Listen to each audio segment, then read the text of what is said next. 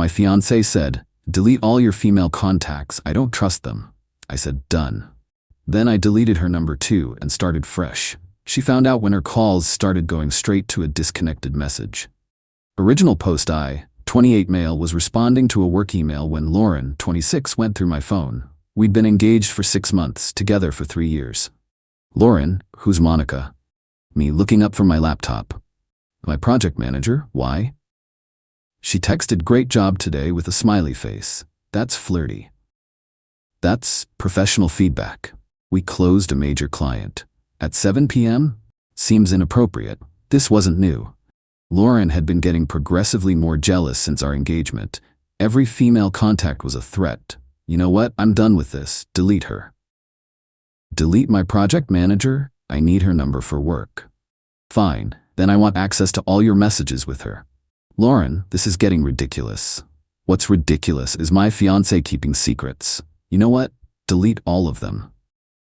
All of what? Every female contact in your phone. Coworkers, friends, everyone. If you have nothing to hide, prove it. That's insane.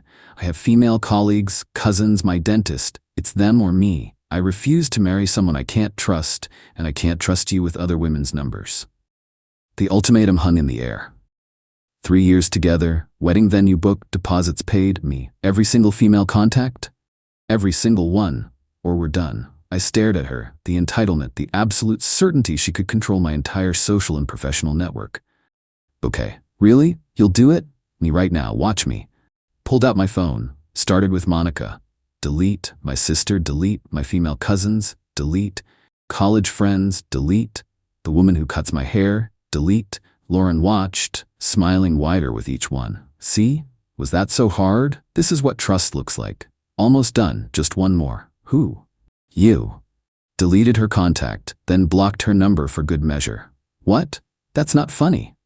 Neither is demanding I delete half my contacts. You want me friendless and isolated? Cool. Starting with you. Baby, I didn't mean, oh, but you did. Every female contact, right? You're female, you're deleted.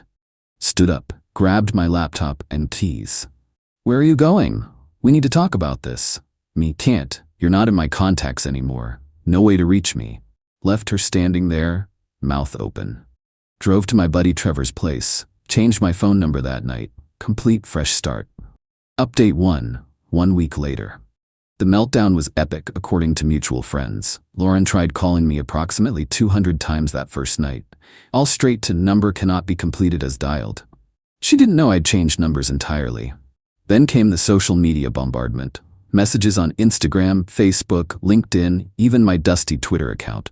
Blocked, blocked, blocked, blocked. She recruited her friends, got texts to Trevor's phone, the only number she knew I might see. Lauren is devastated. How could you do this? She just wanted boundaries.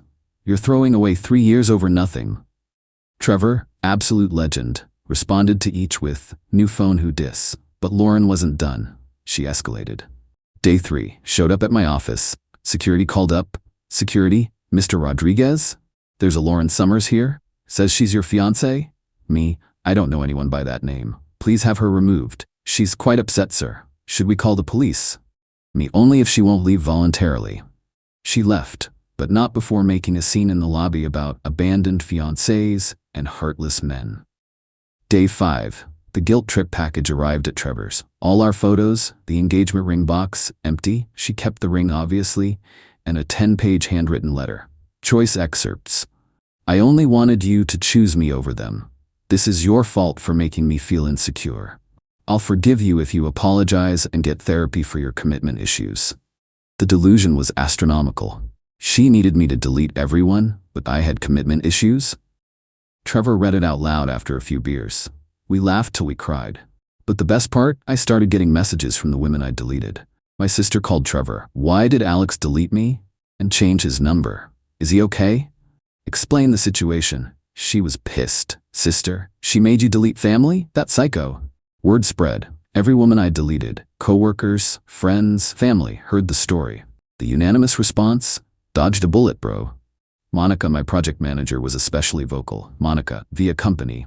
Slack, hey, heard about the situation. That's insanely controlling. BTW, we still closing the Morrison account Friday? professional as ever, almost like women can be colleagues without being threats. Wild concept. Meanwhile, Lauren discovered consequences. See, making a scene at someone's workplace has repercussions. My company has a strict security policy. She was formally banned from the building. HR sent her a cease and desist letter. According to her friend Alyssa, who reached out privately because she thought Lauren was being crazy, Lauren was spinning it as, "Alex is having a breakdown. He deleted everyone and disappeared. I'm worried about his mental health." Sure, Lauren. I'm the unstable one. Update 2. 3 weeks later. Lauren went nuclear when her victim narrative didn't work. First, she tried financial warfare. We'd been saving for the wedding in a shared savings account. Nothing major, maybe $3,000 each. But it was in her name. Red flag I ignored. Cleaned it out, sent me a Venmo request for $3,000 with the note, "You're half of abandoning our future." Reported it to Venmo as harassment.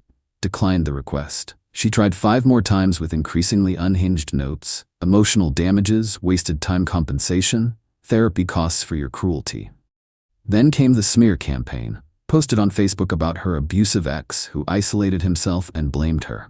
Carefully edited to exclude the part where she demanded I delete everyone.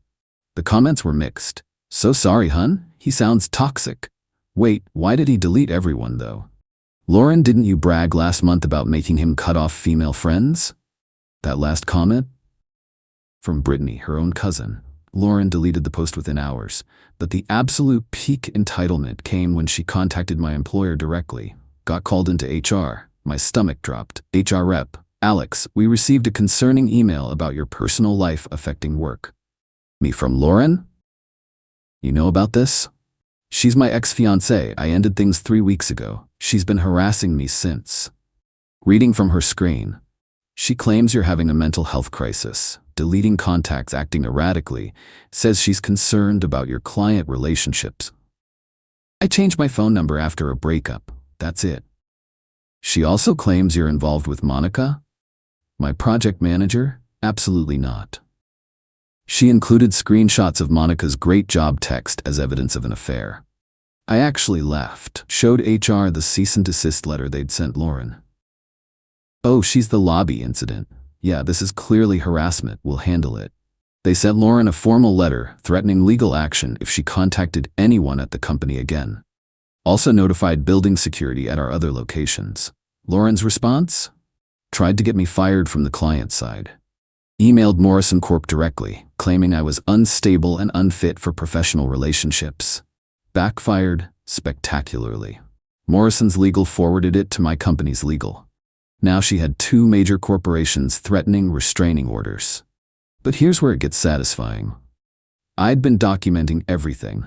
Every text to Trevor, every email to my workplace, every social media post. Built a nice little harassment file, took it to a lawyer, sent Lauren a cease and desist of my own. Stop all contact. Stop contacting my employer. Stop the defamation or face a lawsuit. She got it on a Thursday. Friday morning I had 47 missed calls from unknown numbers. Probably her using friends' phones. Didn't answer a single one. Update 3. 2 months later, the extinction burst was spectacular. First, she tried the fake emergency. Had her mom call Trevor from the hospital claiming Lauren had collapsed from stress and was asking for me. Trevor, damn, that's crazy. Anyway, you catch the game last night? Her mom hung up. Lauren was posting Instagram stories from a wine bar an hour later. Some emergency. Then she tried replacing me. Started dating some gym bro named Brad. Posted constantly about her upgrade and how real men don't have female friends. Brad lasted 3 weeks. According to the gossip mill, she went through his phone, found texts from his female personal trainer, and demanded he fire her. He dumped her on the spot. But the real justice came from an unexpected source. Remember the wedding venue? We'd booked it jointly but paid separately. I'd submitted my cancellation immediately after the breakup, got most of my deposit back. Lauren didn't. She thought I'd cave and come crawling back, so she kept the date. Venue tried contacting her for final payment. She ignored them, thinking she had time. They gave our date to another couple and kept her entire $2,500 deposit.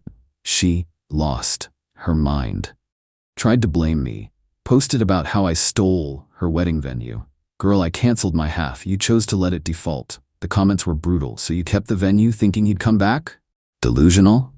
Maybe if you hadn't tried to get him fired? Didn't you try to control who he could talk to? Even her own friends were done with the victim act. Meanwhile, I was thriving. New phone meant clean slate. Rebuilt my contacts mindfully. Only people who added value, no drama. Monica and I crushed the Morrison project. Led to a promotion for both of us. Funny how well you work with female colleagues when your girlfriend isn't breathing down your neck. Started therapy, for myself, not because Lauren demanded it. Unpacked why I'd stayed with someone so controlling for so long. Red flags look like normal flags when you're wearing rose-colored glasses. Final update. 6 months later, life has a funny way of serving justice. I'm in a healthy relationship now with Sophia. Met her at a professional development workshop. She has gasp male friends. I have female friends. Nobody deletes anyone. Revolutionary concept.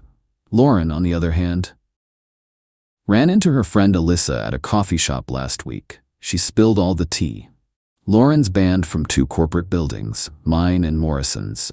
Has cease and desist letters from 3 companies. Can't use me as a reference for anything, personal or professional.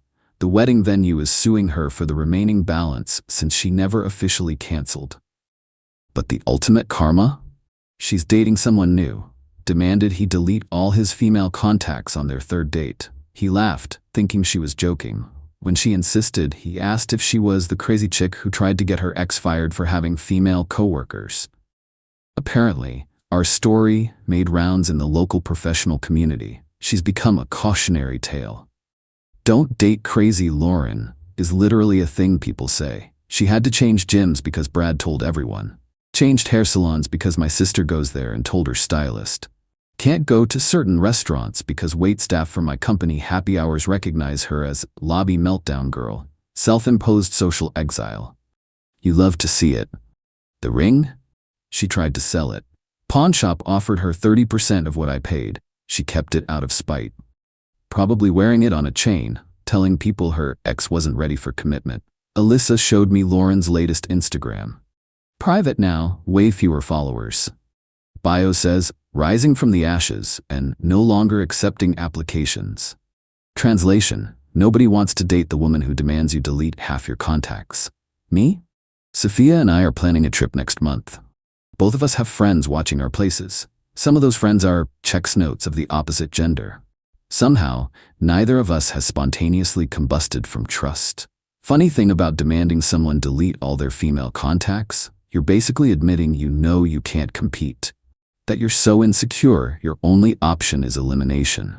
Lauren wanted me isolated and dependent. Instead, she isolated herself and became dependent on a narrative where she's the victim. I changed my number to escape her. She changed her entire life and still can't escape the consequences of her actions. My phone's contact list is fuller than ever. Hers? Probably just Brad's gym asking why she keyed his car. Oh yeah, Alyssa mentioned that too. Apparently Brad's new girlfriend is a butterface who doesn't deserve him. Lauren showed her disapproval via car key. Brad's pressing charges. Some people never learn. But hey, at least I'm not in her contacts anymore. Silver lining, she can't drunk dial me from jail. Edit, since people asked, yes, I eventually gave my new number to family and close friends. Just not Lauren. Or anyone who might give it to Lauren. Or anyone who thinks demanding someone delete half their contacts is just wanting boundaries. Standards. I have them now.